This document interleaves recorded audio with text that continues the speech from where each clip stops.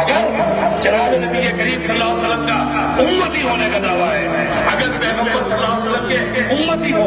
پیغمبر کے طور و طریق اختیار کرنے ہوں گے، پیغمبر کا اسوہ اختیار کرنا ہوگا، پیغمبر کی سنتوں کو اپنی زندگی میں داخل کرنا ہوگا، پھر کوئی طاقت، کوئی قوت قوت آپ کے اسلام کے نبوت کے قلعے کے اوپر حملہ ہو جائے ناممکنات میں ہے۔ اپنا یہی علاج، اس علاج کو اپنائیے، اپنی زندگیوں میں تبدیل لائیے۔ آخری بات یہ کہ میں